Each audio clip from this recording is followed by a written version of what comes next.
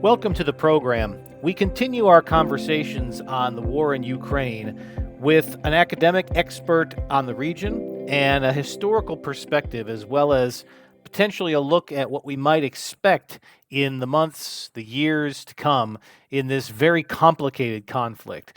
Joining me to discuss this is Alexander Motyl. He is a professor of political science at Rutgers University. He's also deputy director of their Division of Global Affairs. He is noted for his prolific writings on contemporary politics in Eastern Europe, Ukraine specifically, and Russia, as well as for more theoretical explorations into the nature of nationalism, imperialism, and the concept of revolution. Over the past 2.5 decades, he's written 6 nonfiction books and contributed dozens of articles to academic and policy journals, newspaper op-eds, and magazines. He has also published 2 novels while pursuing a career as a painter. So, a very eclectic individual with a broad background, excellent writer. And I did have a chance at the end of this interview that you're going to listen to have Alexander talk a little bit about those 2 fiction novels that are available on Amazon. We will put those links, or we have put those links, in the description of this podcast. But stick around to the end of the show for a treat as Alexander shares a little bit about those works of fiction that he's produced. As we get into this interview, I want to set it up with 3 important factors that I encourage you all to listen for carefully and to think about in the context of wherever you are listening to this in the world. So, number 1, I thought it was important that we discuss how each country in this conflict views the conflict from their perspective, and not just a political perspective, but a cultural perspective. Alexander is uniquely able, through his research and study of the region, to give us that insight. So we get into that, but I really want you to pay attention to it and think about how many other parts of the world have a similar story to the one that is playing out now, unfortunately, on the battlefield, but maybe playing out in other dimensions, whether it's economic rivalry, scientific rivalry, other cultural rivalries in other parts of the world. Number 2, I wanted to talk about the mentality of the leaders involved and how much the leaders are truly driving the conflict and how much of the conflict is driving the leaders. We're all aware of the key combatants of Russia and Ukraine, the bigger, larger-than-life personality of Vladimir Putin in Russia, and this almost celebrity stature that Volodymyr Zelensky achieved in Ukraine. But understand that they are just individuals, part of a much larger cultural impulse in both countries. And while they can control certain decisions about the course of this conflict, they certainly are not one-man authoritarians as much as Putin might like to believe he is. They have to exist within a country, within a political system that has to at least tacitly support some of what they are doing. And there are forces beyond the control of either individual that have an important role to play in what's happening in this conflict. And the third thing I want you to focus in on is the scenarios for the future, because they are wide-ranging and they go from the fairly optimistic, whatever side of the conflict you're on, where we start to draw the active combat to a conclusion, to a potentially terrifying scenario in which the war dramatically escalates, theaters expand well outside of Ukraine, and we potentially drag the entire world into a conflict that truly nobody really wants. We have only rarely been able to bring guests on the program who can cover all elements of this.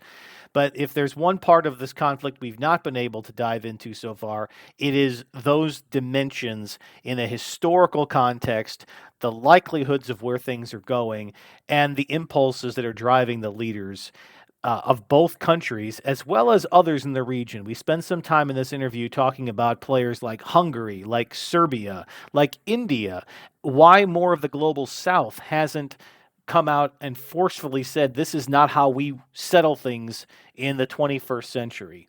So it's a wide-ranging conversation. Alexander was very generous with his time, so we ran for almost an hour, and I look forward to hearing all of your reaction to this interview. I don't think anything we talked about here is controversial, but some of it might be eye-opening, and I certainly learned a lot from this conversation. specifically around some of the issues outside of Ukraine that are still influencing that conflict. So stick with us. At the end of the program, I'll have a little bit of a takeaway for you on everything we talked about and a preview of some of our upcoming programs. But for now, I present to you my conversation with Professor of Political Science and the Deputy Director of the Division of Global Affairs at Rutgers University in Newark, Alexander Motyl. Alexander, welcome to the program. Thank you for having me, Brian. So let's begin by talking about the state of the conflict in Ukraine. We're recording in January 2024. We have had several months of conflict. We've seen the Russians invade Ukraine. We have seen Ukrainian forces push back segments of that. And then this year was supposed to be a significant pushback, counteroffensive that unfortunately has resulted in more or less frozen lines with small gains on either side. From your perspective, where are we in the arc of this conflict? Well, at this point in time, I'd say, to be pithy about it, I'd say that Ukraine isn't exactly winning, although given the territorial gains it made over the last year and a half, there is a case to be made for its being in a victorious position. But Russia is definitely losing. So it's again, that's partly reflective of the fact that we've come not exactly to a stalemate because there's a lot of movement on the front.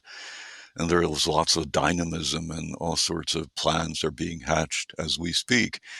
But that said, Ukraine, as you said, hasn't succeeded in pushing the Russians out of the territories that they currently occupy, but neither have the Russians been able to make any headway in the other direction.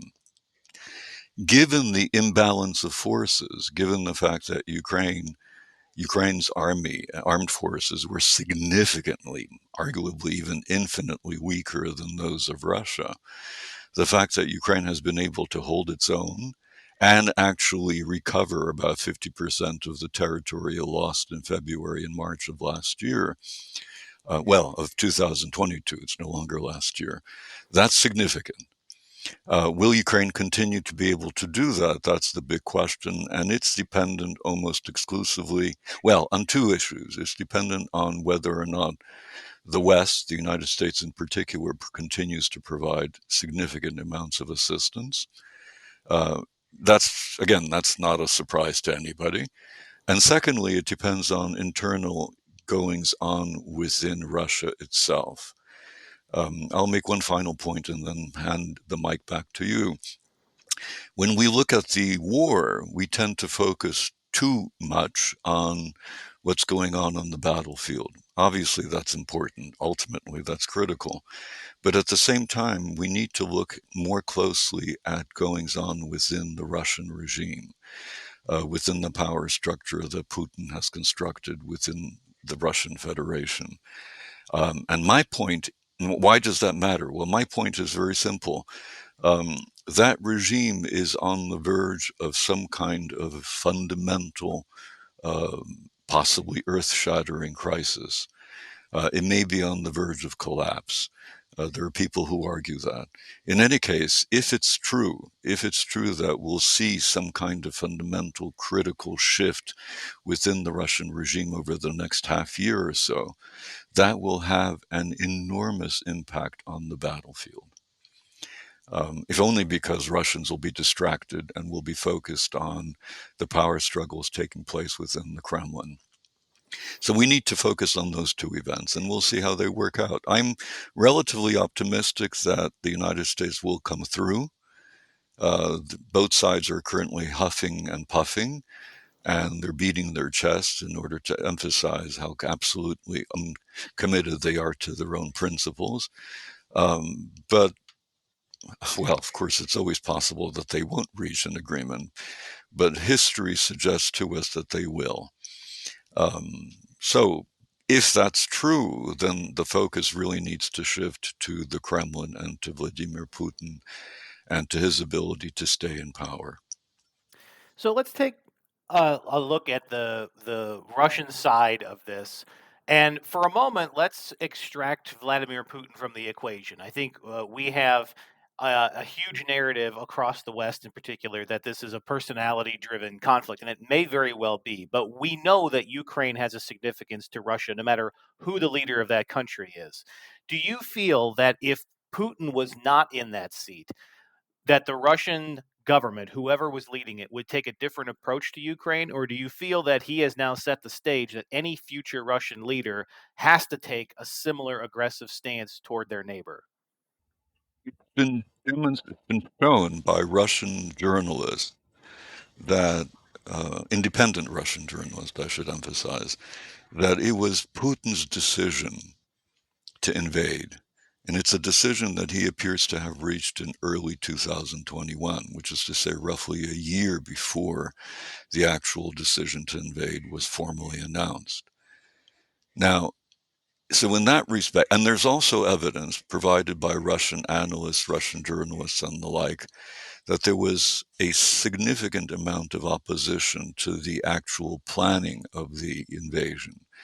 Um, some of them were simply opposed to it, others had different ideas. But it seems to be the case, in other words, that this is very much Putin's decision, one that he made. That said, he's obviously not, he's not making decisions in a vacuum. He's basing his choices on the ideological predilections of the regime that he constructed, but it's also a regime that resonates with and corresponds to the value priorities of Russian political culture. This kind of negative view of Ukraine, treating Ukraine as a non-entity, treating Ukrainians as misled neo-Nazis of some kind. This isn't Putin's invention.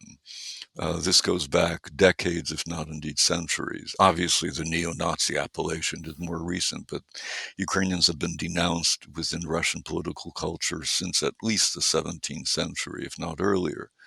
And they've been treated as I said, as a non-existent nation of sheep, of people who simply don't know who they really are. And of course, Russia does know who they really are, which is to say they're Russians, and so on. And if they have any kinds of characteristics, it's that they are mendacious, they can't be trusted, they're liable to be persuaded by foreign agents of various kinds and things like that. So Putin makes the decision, but he makes it within a particular ideological and cultural, and I would add political context, which treats Ukrainians as a second-hand nation that needs to be controlled in some fashion or other. That's, again, ultimately, what this goes back to is the fact that the very existence of a Ukrainian nation with its own identity and history, that Ukrainians trace back 1,000 years to the Kievan Rus state that was established in the 8th or 9th century, the very existence of that kind of Ukrainian nation challenges the genesis of and the identity narratives of the Russians. So there's a far deeper kind of historical underlay here. And in that sense, the existence of Ukrainians with their own particular Ukrainian national narrative isn't just a problem for Russians. It essentially negates the existence of Russians.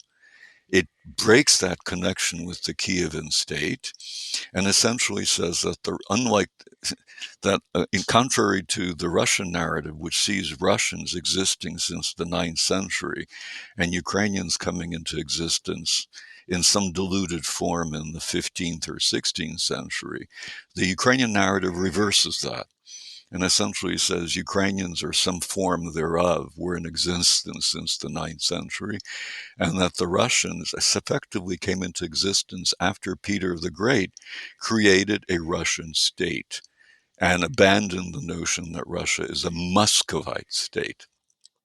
So ultimately, that narrative challenges the identity of the Russians. Ukraine's geopolitical position obviously matters as well. It's a big country. It was the second Soviet republic after the Russian Federation and so on. So there's a whole bunch of ideological, historical, cultural baggage that has to be seen in order to understand why Putin and or his predecessors or successors would have adopted a hard line towards Ukraine, especially a Ukraine, and this is the other part of the analysis, that sees itself as being democratic and part of the West. And by definition, if you're part of the West, again, according to the existing Russian narrative, that makes you anti-Russian. That makes you indeed, it makes you an anti-Russia, as Putin has emphasized on a number of occasions. So if Putin weren't here, would there be an invasion? Probably not of the kind that we saw. But there could very easily have been, and I would say there would certainly have been an invasion of the Donbass, of the entire Donbass. An attempt would have been made to capture the remaining provinces that are still outside the Russian army's occupation. I'm absolutely certain that would have happened.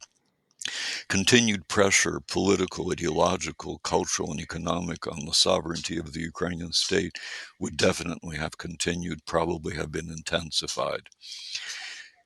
So in that sense, we would have seen a kind of a lighter version of the war, a more somewhat circumscribed version of the war. Now, imagine Putin leaves tomorrow. Will that war continue? And this, of course, is the $64,000 question. There is a segment of the Russian elite which believes that the war needs to continue, needs to be intensified, and finally brought to a successful conclusion. But there seems to be, again, there's evidence provided by Russian analysts, journalists, and the like, there seems to be a significant portion of the political as well as the economic elite that would want to end this madness in some form or other.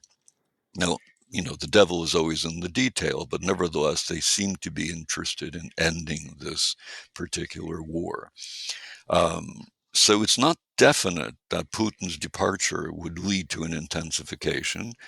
My own view is that it's more likely in the medium to longer term to lead to a de-intensification, as well as in the shorter term, if only because Putin's departure will unleash a savage power struggle. And power struggle in and of itself will distract Russian elites from the war.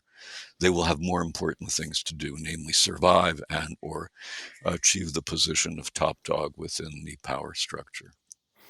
So as we think about what the actual combat has changed on the ground about the realities of what is possible now when there is some sort of a ceasefire or some sort of a agreement, even if it's only temporary. Obviously, going into the conflict, there had been years and years and years of lower level aggressions, and then of course there was a significant aggression when Russia took territory in eastern Ukraine and the Crimea. But even if there is a pause in the fighting, now that this much blood has been shed and Russia has paid a price in the international community, Ukraine has paid a price economically and in every other cultural way, does that change the dynamics of what peace will look like because of all of the blood that has been shed and all of the scars that both sides have incurred in this conflict? Is how likely is it that you're going to have these countries be able to coexist without conflict in the coming decade, let's say? Very good question. My own sense is that the relationship between Ukraine and Russia, let's assume the war ends tomorrow for, under whichever circumstances. Let's even assume the best of circumstances. They sign a peace treaty, the Russians withdraw from all of the territories. And again, this will never happen as long as Putin is in power, and arguably never happen even if he's not in power. But make that kind of very, very best case assumption. The cleft between the Russians and the Ukrainians, which really didn't exist before 2014. Again, there were certain elements within the Ukrainian and Russian populations which harbored a fundamental distrust of the other. But fundamentally, I wouldn't say these were fraternal nations. That's too much. That's resonant. That's resonant of Soviet discourse. But they were certainly pacifically inclined toward one another.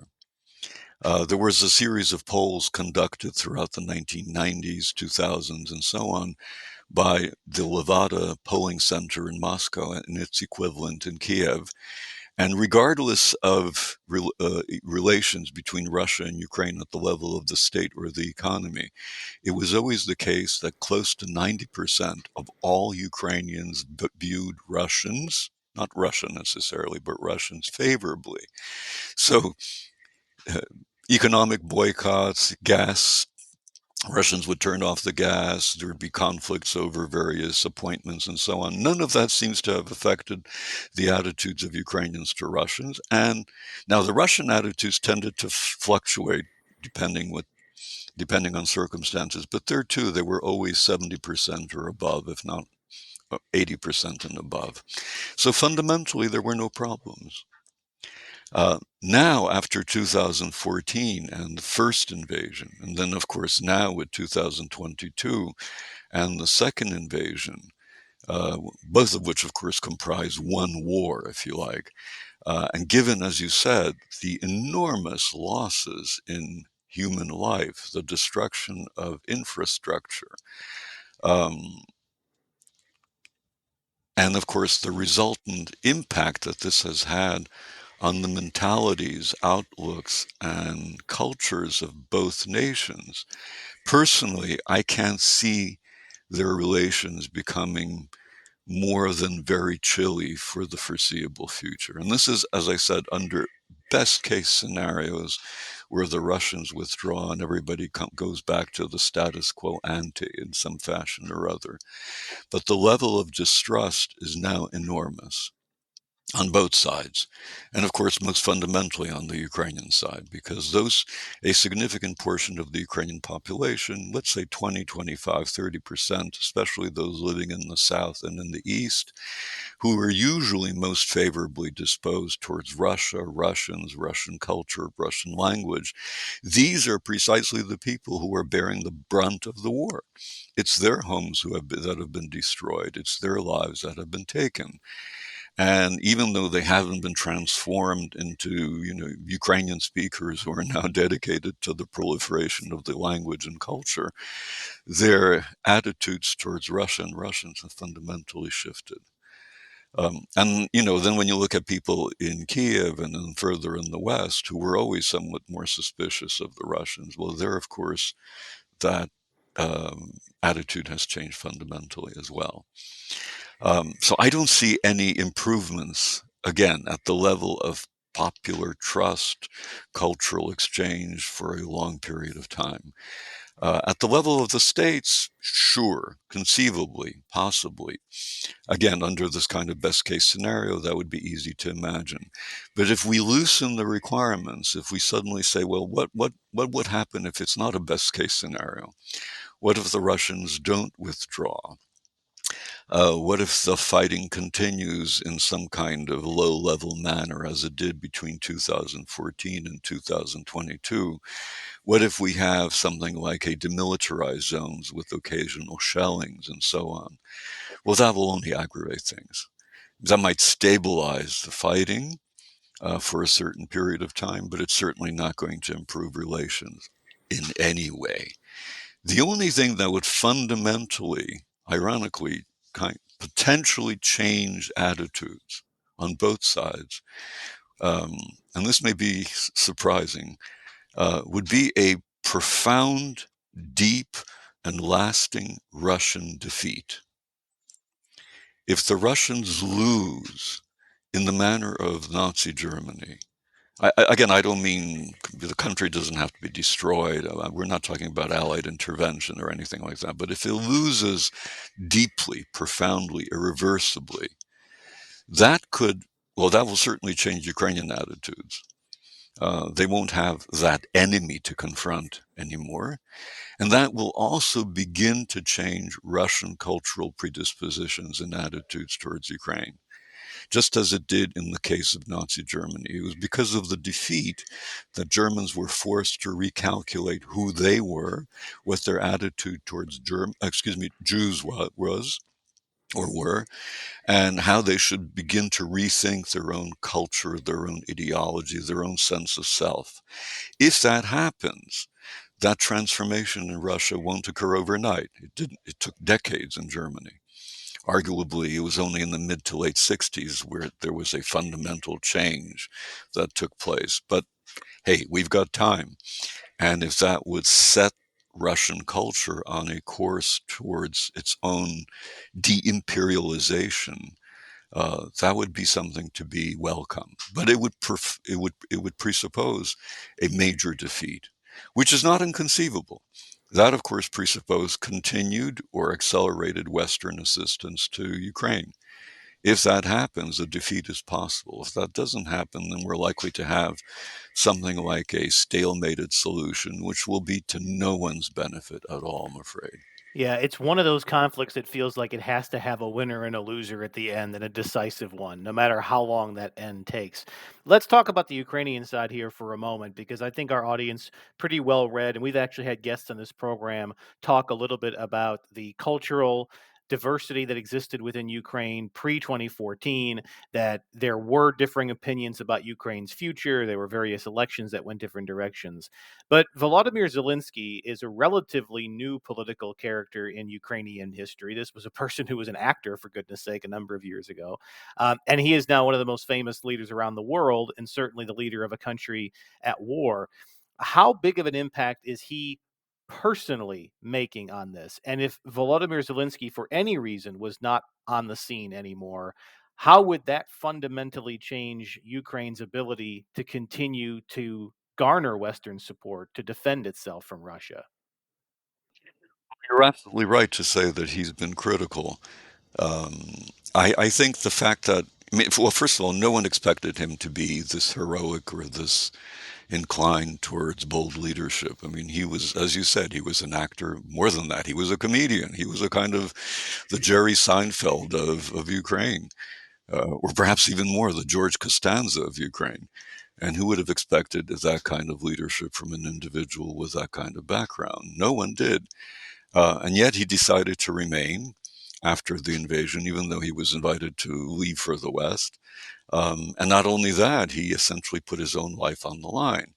And in those very difficult, risk laden circumstances, the first few months of the war, his acting ability obviously helped because he was able to play the persona and eventually become the persona of a kind of George Washington, Winston Churchill individual who was defending the nation against this evil empire. I don't doubt, by the way, that he was sincere. My only point is that he was able to convey that far more persuasively by wearing army fatigues, by going around being unshaved. I'm sure he was aware of what he was doing when he did that, and especially in his first visits to the West. So he's played a key role in mobilizing Ukrainians. It would have been a real defeat for Ukrainians if their president had fled. I'm sure they would have found substitutes, but the bottom line would have been that this would have been seen as a disgrace. This would have been seen as a capitulation. And instead, their president, this weakling, this spineless individual, quote unquote, turns out to be heroic. And of course, that rubbed off on many people in the West, including a variety of leaderships. Um, and the result of that is, I think, thanks to his ability to project and, if not indeed have charisma, he's been able to play a critical role in persuading leaders throughout the world, but especially in the West European and North American continents, that they need to support Ukraine in some fundamental ways. Remarkably, I mean, for me, he managed to be a favorite of Western leaders, media, and everybody else for a good year and a half. It's only within the last few months that some of the charm has begun to rub off. and people are viewing him a little bit more critically, both Ukrainians, but especially people in the West. He still has that allure, the star allure, but it's no longer quite as glistening as it was a few months ago. That's still remarkable. I mean, for the Western countries, especially the United States, one remains in the eye of the public for what, a week or two at the most, usually, or maybe if you're really lucky, you might make it for a month. And this guy was able to do it for about 19, 20 months, which is very impressive, all things considered. What happens now? He's come under attack in Ukraine, unfortunately, because again, for the first year and a half, essentially most political forces were able to damp down their political aspirations and ambitions. Everybody rallied around the flag, and he happened to be holding the flag, so it was a question of rallying around him. Now, some of these political controversies have reemerged, and inevitably there's criticism, there's backbiting, and so on. That's natural. It was in some ways almost, and again, given the fact that uh, that the counteroffensive didn't produce the effects, the results that it was set to produce, people started looking out for scapegoats, pointing fingers, and of course, some of the blame, if not a lot of it, fell on the president's office. After all, he's the ultimate arbiter of these things. So that's part of the problem. The other part is there's been increased contention on the part of the West, as well as Ukrainians, on questions of corruption, favoritism, and so on. And again, those issues tended to be damped down now that the United States is deadlocked over whether or not it wants to provide assistance. Republicans and others are saying, well, we should be more attentive to what the Ukrainians are doing with the money against them. Inevitably, that leads to a certain amount of finger pointing. He's still popular. If the elections were to be held today, he'd probably win. But there has been a certain degree of disillusionment within the Ukrainian population, both with him and and with the war effort. And, just as he was able to garnish 75, 80% of the vote a few years ago, probably he'd come away with a mere 50% today. That's still very good, but of course not quite the same. If he were to be eliminated for some reason from the picture, heaven forbid with an assassination, although I believe he survived something like 10 assassination attempts. But if something like that were to happen and he's debilitated, he's removed, he falls ill, my own sense personally is that that would not have the same kind of earth shattering effect on Ukrainians' morale and warfighting capabilities now as it would have 2 years ago. 2 years ago, he was critical. He was the flag holder around whom people rallied. Now there's an army. It's strong. It has a good leadership. It has a pretty decent record despite the counteroffensive. It knows what it's doing. It knows what it has to do. There is a sense of purpose within the population and within the elites. There are people who could take his place, perhaps not exert as much charisma as he initially did, but there are individuals within the current government and within the former government who could easily step in and play the role of a forceful and probably competent leader as well. Um, so in that sense, timing is everything. He happened to be at the right place at the right time with the right equipment, so to speak, with the right features. Um, he's still a positive, I mean, he still plays a very positive role, but he's no longer quite as necessary as he was 2 years ago. So I think Ukraine would weather the storm. In contrast to Russia, I'm not sure it would weather the Putin storm if he were to depart for whatever reasons. So let's take an alternative view of this. If there was an alternate universe where Vladimir Putin had been successful in his initial war aims to remove the Zelensky government, to put in a puppet regime in Ukraine, and though I'm sure there would have been tremendous resistance to that, let's just say that had been successful. Nobody in the West really believes that that was the end of the story. This was probably a step towards a larger goal. Do you have any insights as to what you think either Putin personally or the Russian government more broadly really wants to achieve in Eastern Europe beyond Ukraine? I think it's pretty clear from Putin's statements and those of his comrades, along with those of his propagandists. So you look at, the statements they've been making over the last 2 years, certainly over the last 5 to 10, put them all together. And you see that they are interested in something resembling a resuscitation of the former Soviet/Russian empire. Now, where exactly would the boundaries of that empire be? That's not quite clear. Certainly, Ukraine and Belarus would be part of that as Slavic brethren of the great Russian people.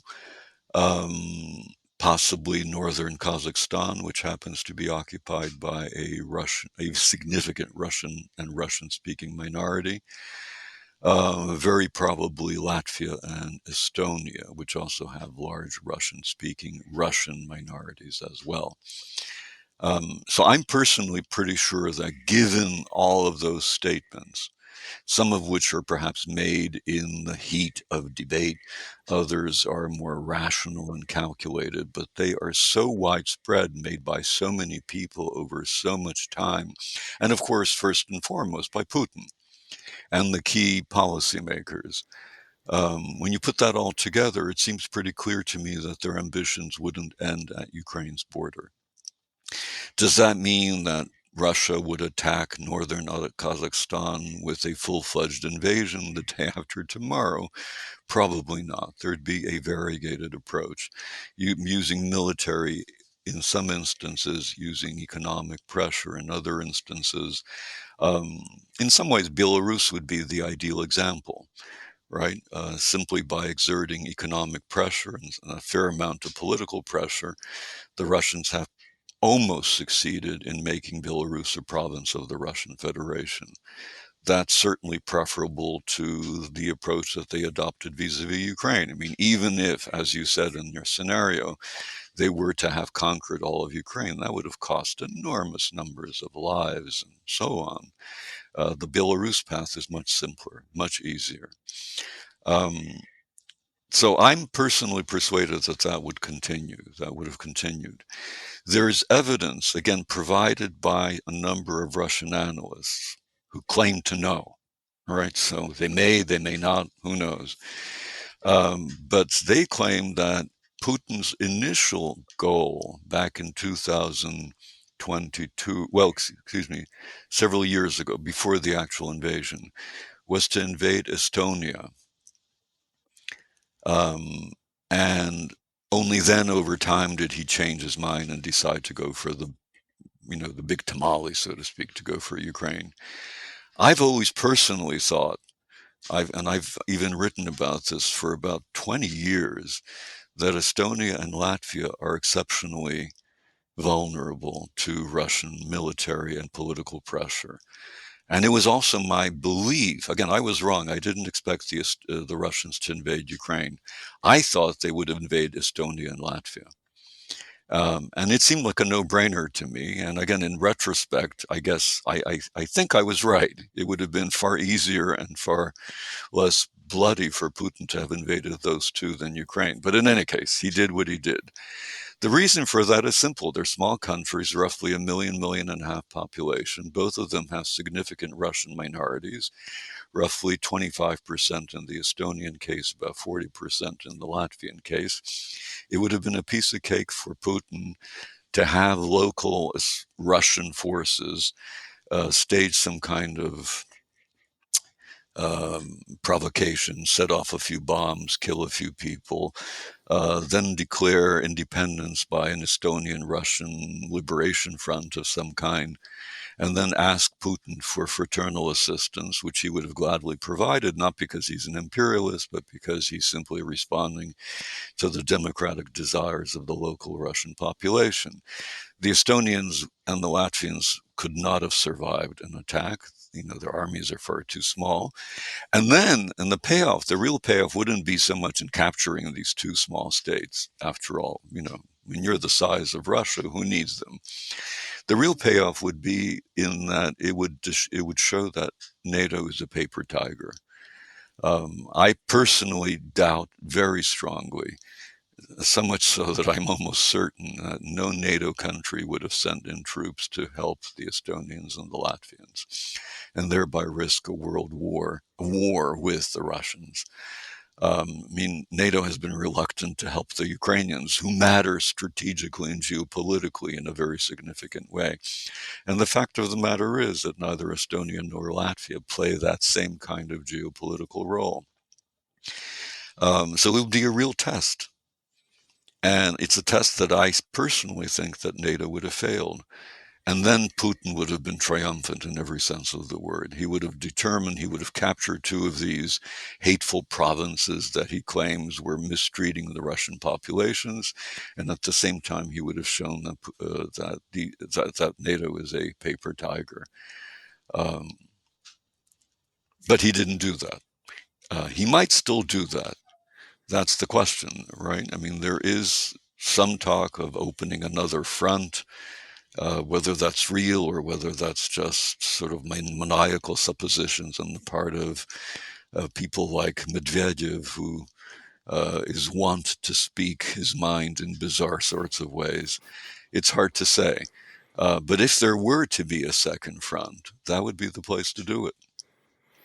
Now, let's talk about the regional dynamics here a little bit because you already mentioned Belarus effectively a puppet state of Russia, for lack of a better or more polite way to put it. Um, you mentioned the impacts and the potential threats to Estonia, Latvia, but then we have some other curious cases in the region. And I'd really like your take on Hungary because I have no doubt that if you ask the Hungarian government and their leadership, they don't want to be taken over by Russia.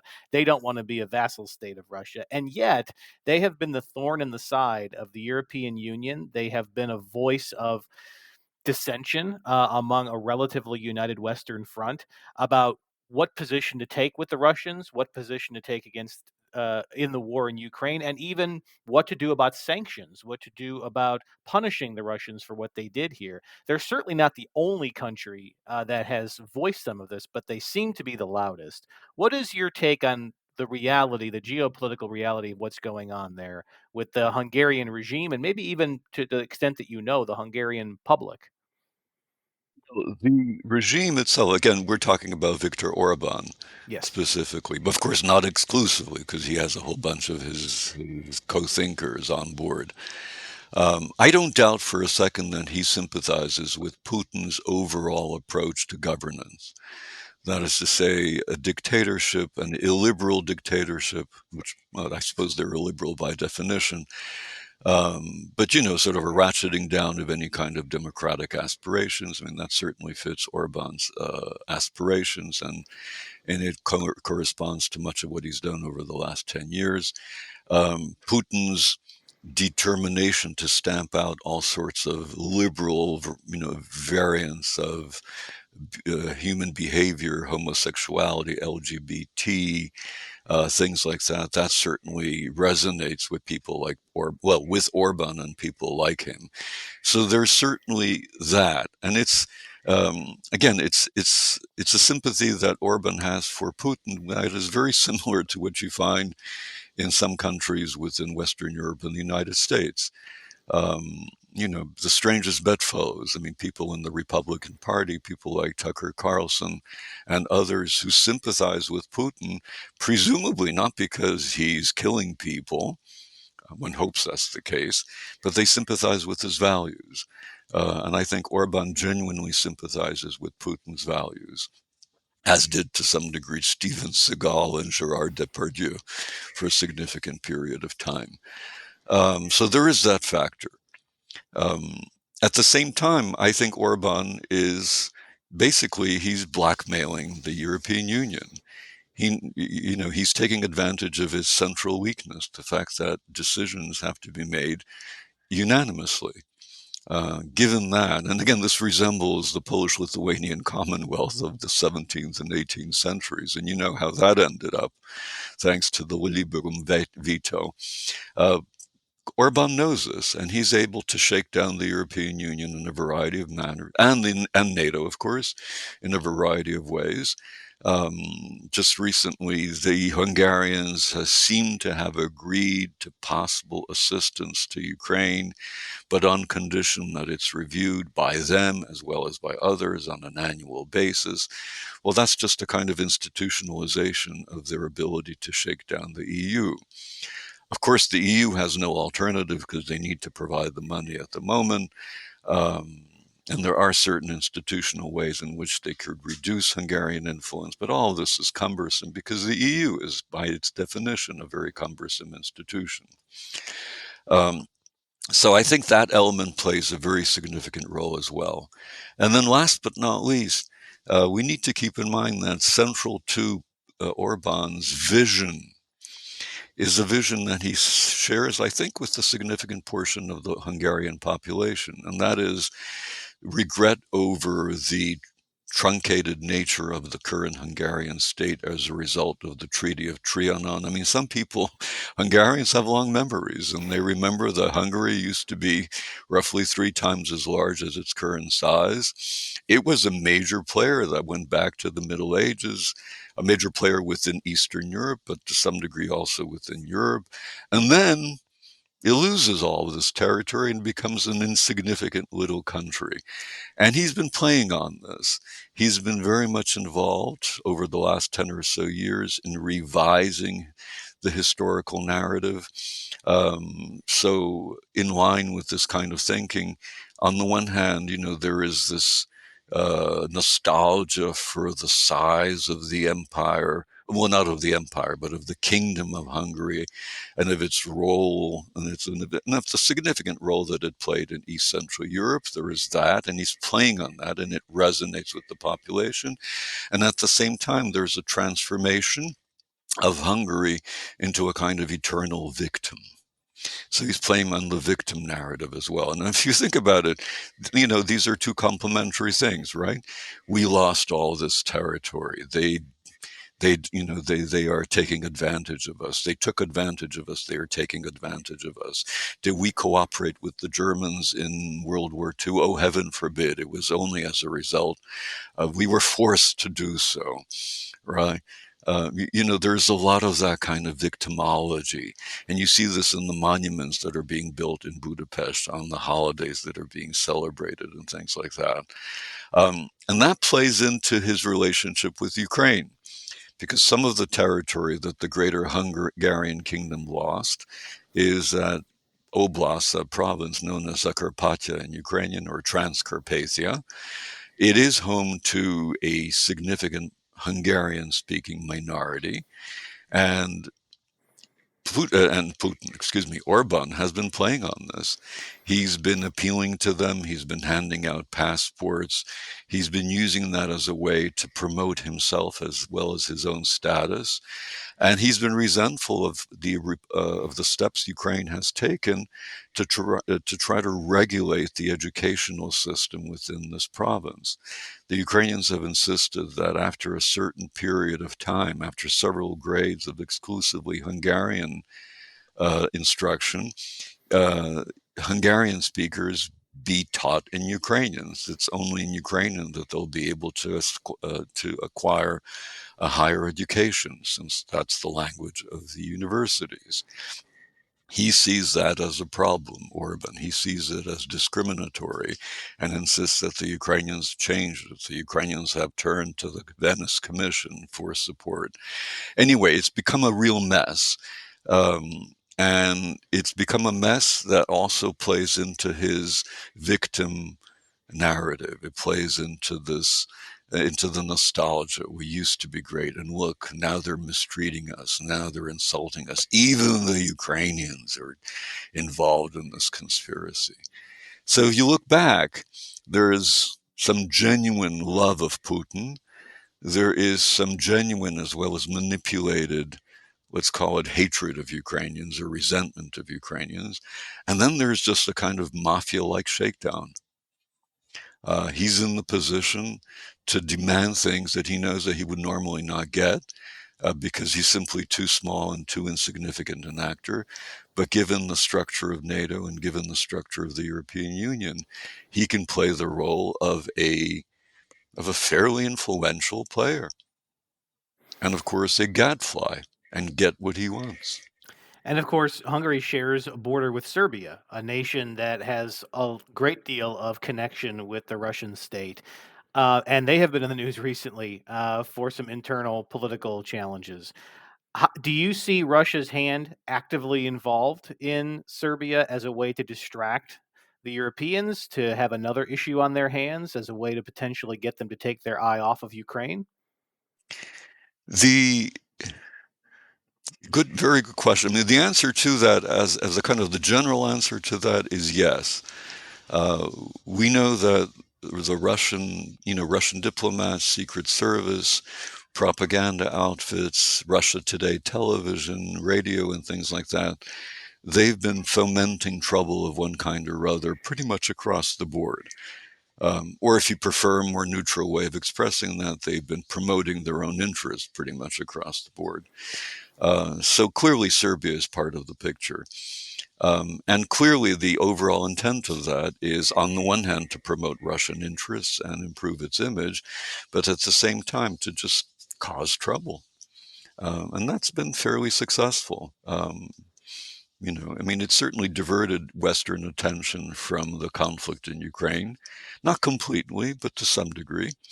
We often spend more time talking about Trump and Russia than we perhaps should. It might be more worthwhile to focus on the actual war and how to prevent it or stop it or end it or win it, rather than focusing on Russian efforts to influence domestic politics in these countries. So my short answer is I'm sure the Russians are involved. I don't know specifically how they're involved, but I'd bet $1,000 easily that they've left their fingerprints in Serbia. Now, let's take it to an even bigger global view, because one of the things that surprised me a little bit, but as a casual observer, this may have not been surprising to you, is that there wasn't a unified international condemnation of Russia's invasion. There may have been commentary here and there that we would like to stop the fighting and so forth, but a large portion of the global South, some influential countries like India, never really did come out to say this is unacceptable, sort of opening the door to other actors around the world who, on a smaller scale, may consider military action to take back territory that they think is theirs. So, as we think about the biggest picture of this, um, where do you think that is going? Do you think that there will be a coming together at some point where nations, no matter what side of the conflict they're on, come together and just say, this is not how we settle things?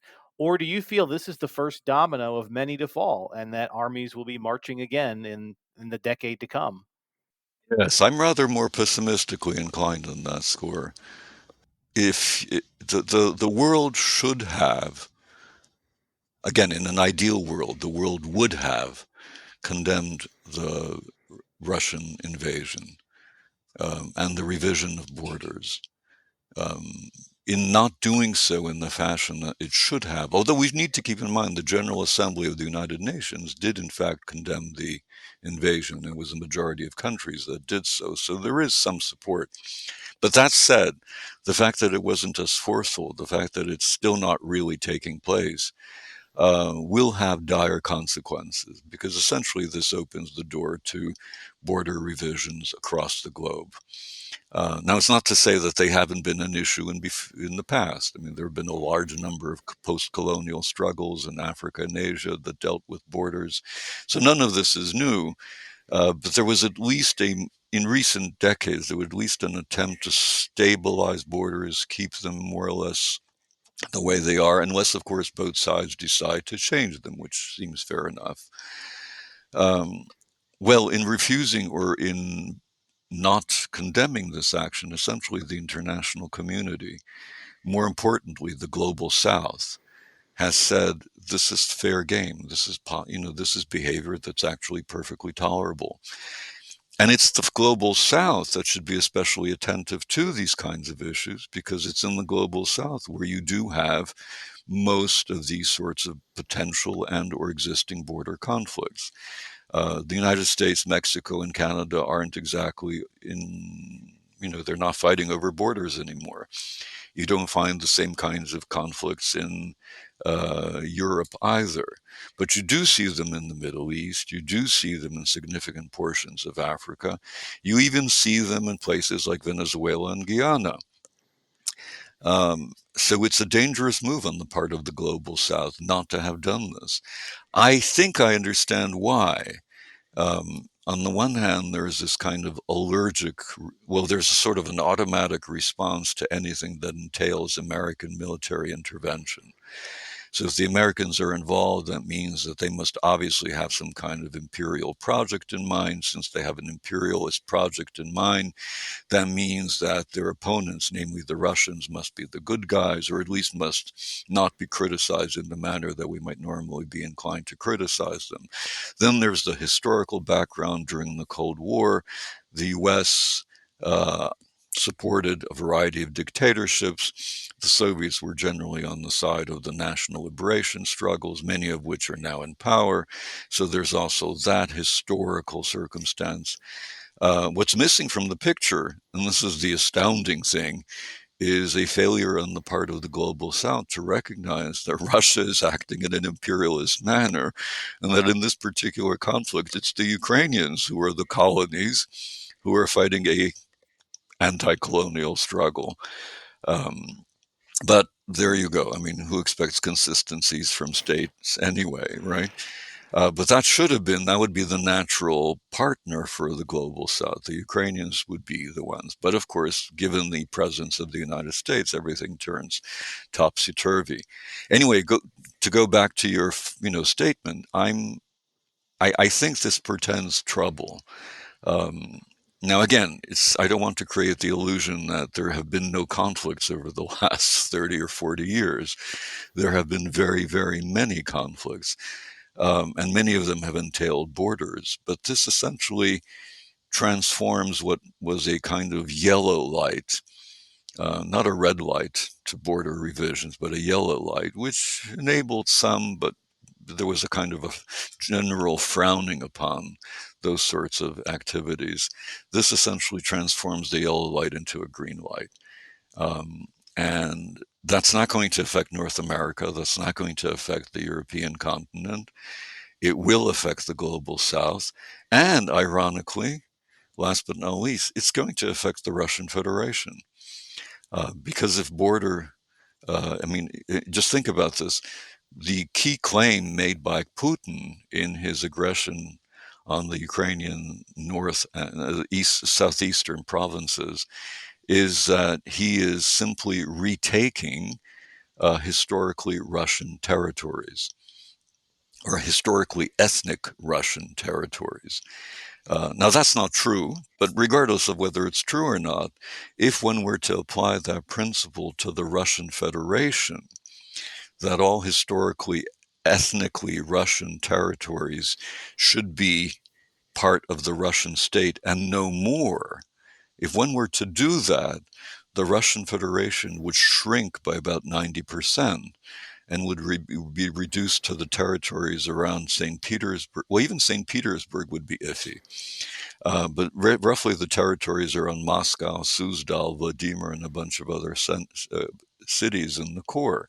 Everything else would have to go back to the Siberian populations, the Inuit, the Yakuts, the Bashkirs, the Tatars, the Ukrainians, arguably, the Cossacks, the Belarusians, the Estonians, the Finns, and so on. So, and that argument is already being used by emigres who are affiliated with various non-Russian populations within the Russian Federation. They claim to have support within some of these territories. One needs to be suspicious about emigres, of course. But that said, as we know, some emigres, like Lenin and the Ayatollah Khomeini, turned out to really have that support. So it's not clear that this won't turn into a boomerang. The Putin. Let me mix metaphors. And Putin opened Pandora's box, and the result was a boomerang. So let's look to the future here. And of course, it's impossible to predict exactly what will happen. But you mentioned that it's at least conceivable that if pushed into a corner, the Russians could decide to expand the conflict. Wouldn't be the first time that we saw a stalemate try to be broken by state actors trying to expand to new theaters. But you also mentioned that outright defeat for one side or the other is still on the table. Let's talk about the next, 12 to 18 months. What do you think is the most likely scenario that we will witness in that time, and what should we across the world be thinking about in terms of the implications of that? As I intimated in my earlier comments, I do think the Ukrainians will get assistance from the West, including the US. So they'll hold their own. And depending on the amounts of assistance, they might even be able to launch, well, if not a counterattack, at least reclaim additional territories.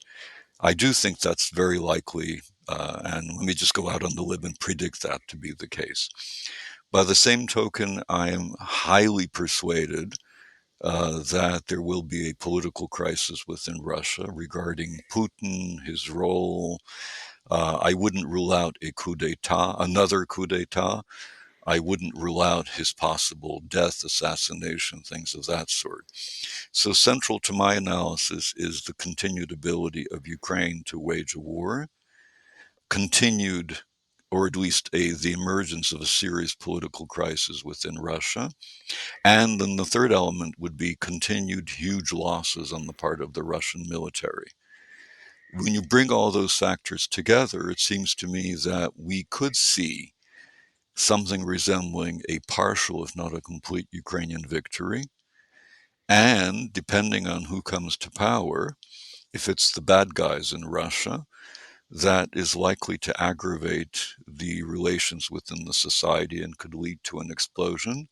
If it's the semi good guys, Democrats, conservatives in some kind of coalition, then we could actually see the beginnings of the end of the conflict. So, in that sense, I'm unlike many people today who have turned pessimistic about the outcome of the war.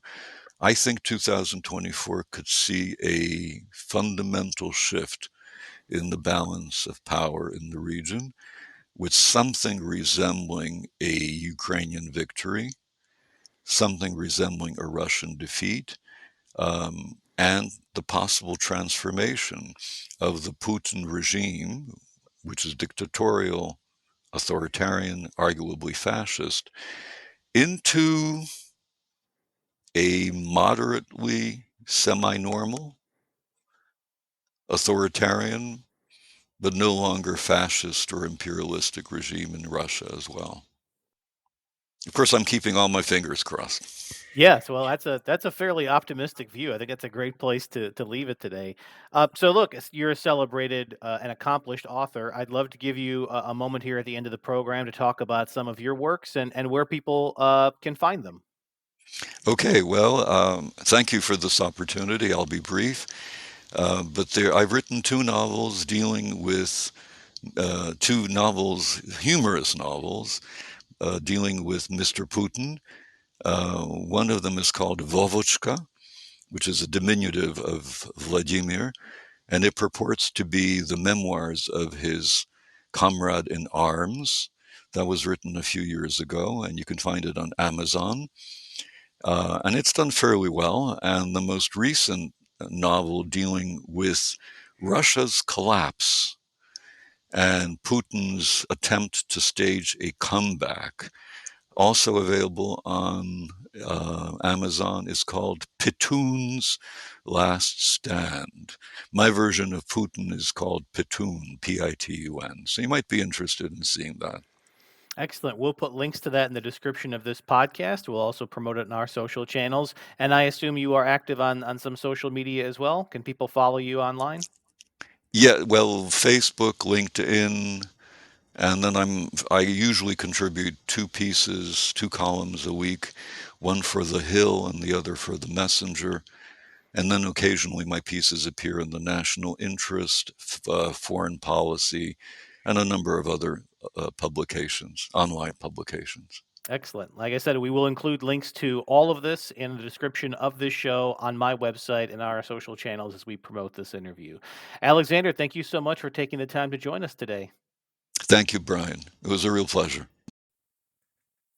We covered a ton of ground, and I encourage you to go back and listen to this program again, maybe two or three times, because we covered so many elements of the history of this conflict, the current state as we record in January of 2024, and the likely scenarios of the months and years to come. And there is a lot of nuance in there. So whether you choose to re-listen to the entire episode or just key moments, I encourage you to go back maybe a couple of days from now, maybe a week from now, when you've had a chance to digest all of this content and re-listen to the sections of the program that maybe you missed or you're interested in, but you couldn't quite remember exactly what the key takeaway was. I do my best in the show notes on my website to summarize the key takeaways and to make sure you know some of the timestamps within the program. So if you ever get lost in the show or you can't quite remember exactly where we talked about a specific topic, you can always visit my website, brianjmatos.com.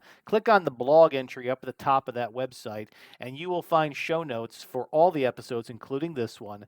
And in the most recent episodes, we've started to include some timestamps so that you can see where we discussed specific topics, and it'll help you navigate. You could also re-listen to the show on that website. All of the audio from all of my programs is available there. brianjmatos.com. Go ahead and bookmark that website. We post new episodes frequently. I certainly hope you subscribe to the program anywhere you get your podcasts, and you will be the first to see every time we upload a new program. But if for whatever reason you're not tuning in to your Spotify, your podcast, your Apple Podcasts site, your iHeartRadio app, you can always go to my website to find the latest show notes, the latest audio, the latest programs, and the latest news on what's coming up on this show. You can also follow me on all of your favorite social media platforms. Those links are also available on brianjmatos.com. And I certainly encourage you to look up some of Alexander's academic works as well as his fiction novels. We will post links to all of those, or we have posted links to all of those in the description of this program. And of course, you can just search his name, Alexander Motyl, Motyl, on Amazon, and you'll be able to find all these books, or just do a general Google search, and you'll be able to find republications of his works. So there's a couple things I did want to very quickly give my take on from what we just discussed. Look, I am not the expert. I'm the interviewer. But I do think that we've talked to enough guests in this program that you start putting some dots together, that we've heard an increasing trend towards almost a wishful, hopeful note that the future is going to be brighter in Eastern Europe than the present. And I certainly share that optimism.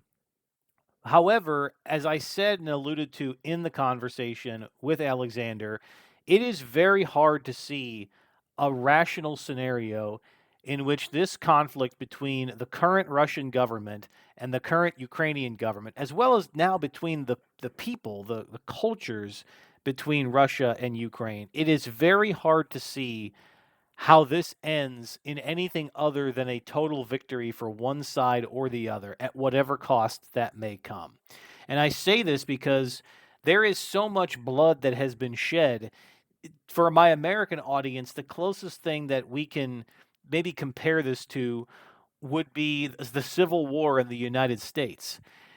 There came a point at which you couldn't really have a truce between the Confederacy of the South and the Union Army of the North. One or the other side had to win, had to defeat the other side. The ideologies were so diametrically opposed that they couldn't coexist within the same nation, and the Union couldn't accept and shouldn't have accepted that a whole bunch of states were just going to leave and there'd be forever this conflict boundary on the continent within the United States.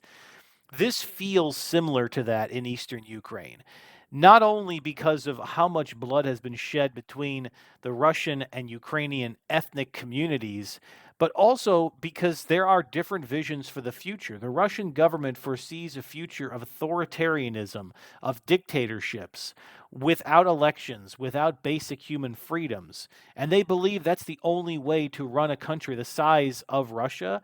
And because their relationship with Ukraine is historical and critical, they believe it's the only way Ukraine can ever be governed. And the Ukrainian people, the Ukrainian government, they have taken a different view. They are no perfect democracy, but they have democratic values.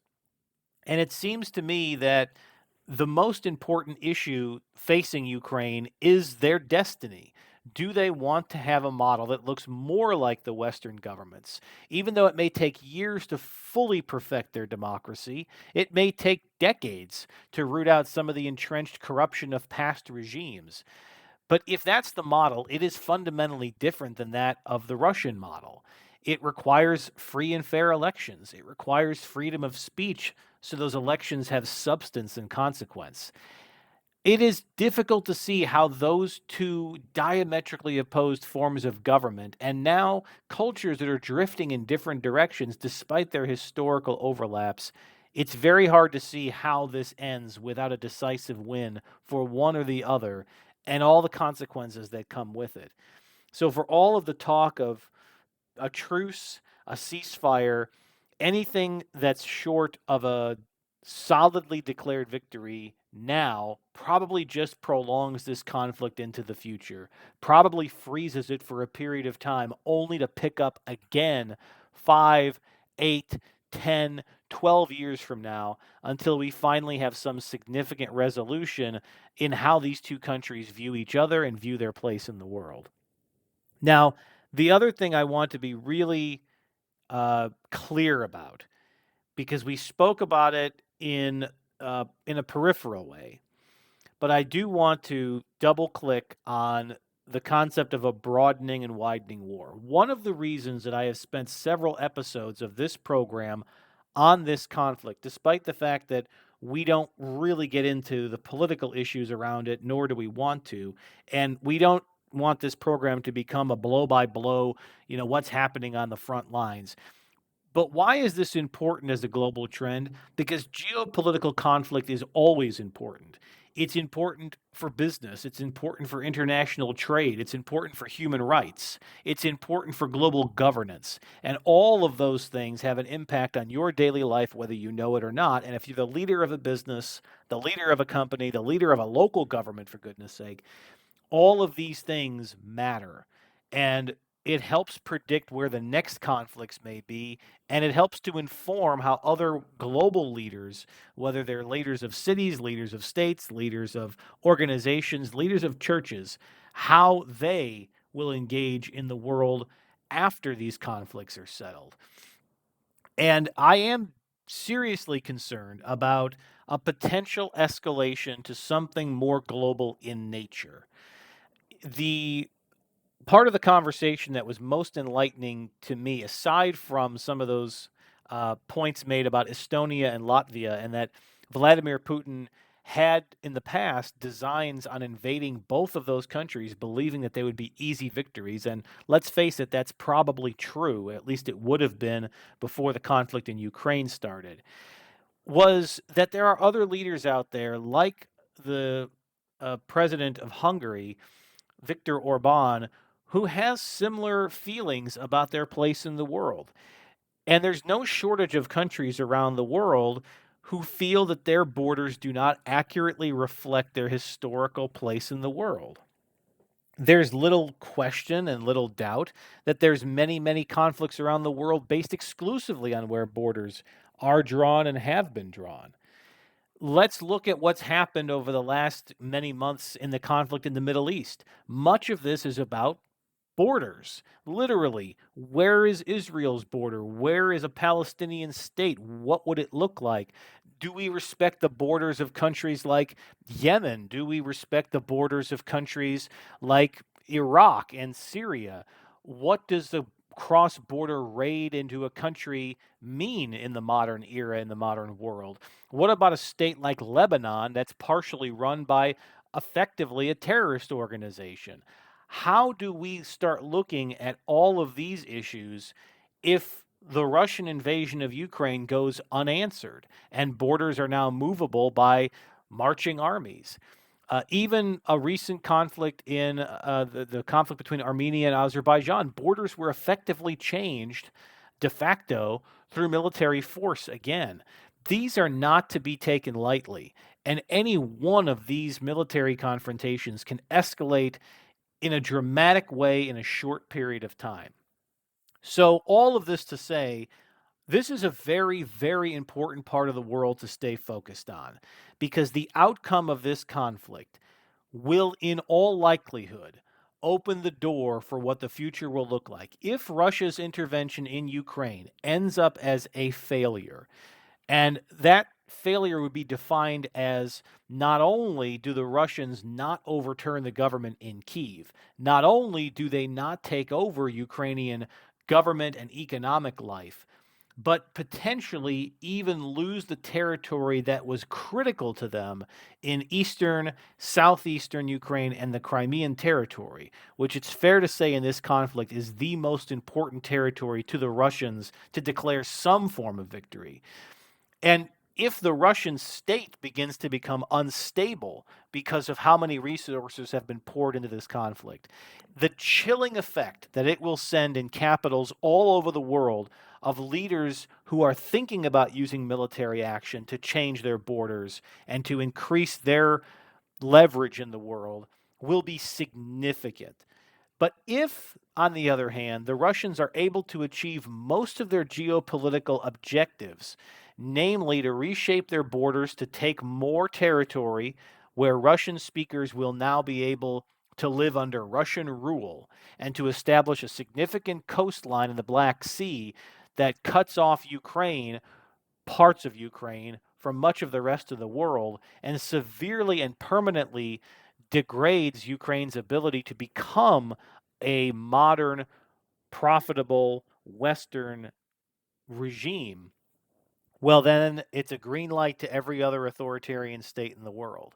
Whether you're in Beijing and you're looking at Taiwan, or whether you're a smaller state actor in Latin America, Africa, the Middle East, other countries of Eastern Europe, maybe even Southeast Asia, all of a sudden it changes the equation significantly. And the biggest consideration on that is if the Russians are somehow able to settle this conflict favorable to themselves, keep their regime in place, and potentially become even more powerful as a result of their actions. If anything, it will then encourage that action. And once that genie is unleashed from the bottle, it is very hard to put it back in. And the implications that that would have for the entire world are enormous. If you think about the disruptions that we have already experienced from this conflict, disruptions in food supply, disruptions in international banking and business with anybody who had anything to do with the Russian state, if you think about the sanctions regimes that were put in place, and if you even step back and think about the restrictions on travel now, places that you really can't safely go anymore, it changes a lot in an interconnected and global world. It also encourages nations who are already thinking about becoming more nationalistic and withdrawing from the international community and focusing exclusively on their own small part of the world. It gives them more authority and more power to start doing that, disconnecting the world, really interchanging globalization for nationalism. And unfortunately, in that process, we usually see more conflicts because the less international necessity there is for cooperation, the more incentive there is for conflict. Hopefully, all of those views give you a sense of why I think this is such an important topic and why I'm spending so much time on it in these programs, and why I encourage you to continue to stay up to speed with our show and with other news sources about what's happening in Ukraine at the macro level and where this conflict settles and how it may inform the decisions that you make for your business, for your communities, even how you may vote in your countries. This will be an issue on many ballots around the world. And no matter where you live, no matter what your government's position is, just understand that a conflict of this magnitude anywhere in the world touches everybody everywhere in the world. And it's all of our responsibility to understand as much as we can about it and its potential implications for us. We have some great episodes coming up. One that I'm really looking forward to, and I'm not sure if this will be our next episode or in 2 episodes. So rather than my normal proclamation of prediction, I am simply going to give you a preview of a conversation to come with Rosalie Marsden. We haven't had a really good chance to talk about the concept of environmentalism, renewable energy, and climate change in a while. And I thought it was important that we bring a guest on that can really go deep into the current state of the geopolitical conversation around climate change, around growing political and economic concerns, conflicts, and consensus related to the issue, the impact of climate change on sustainable finance, on sustainable projects, on off-grid solar power projects in the third world in particular, the difficulties of supplying clean energy in very remote parts of the world and in some underdeveloped countries, and then the impact of those changing priorities. Now, it's a departure from what we just talked about, certainly, but I think it's a very important one because if one of the big issues facing the international community is conflict, the other is conflict with the climate and the reality that more and more disasters are causing more and more countries and businesses to have to make geopolitical decisions about where they invest their dollars to add resiliency to their infrastructure in a world presenting ever larger storms, heat waves, cold fronts, snowstorms, hurricanes, and every other form of natural disaster that you can think of, many of which seem to be coming more frequently and with more intensity. And it changes much of the way that we think about the threat matrix facing our countries and our communities. So that conversation is coming up. Stay tuned for the exact episode, but it will be in the days and weeks to come. And I can't encourage you enough how many episodes we are into this program to go back. Go to my website, brianjmatos.com, listen to all of these episodes, and pick and choose.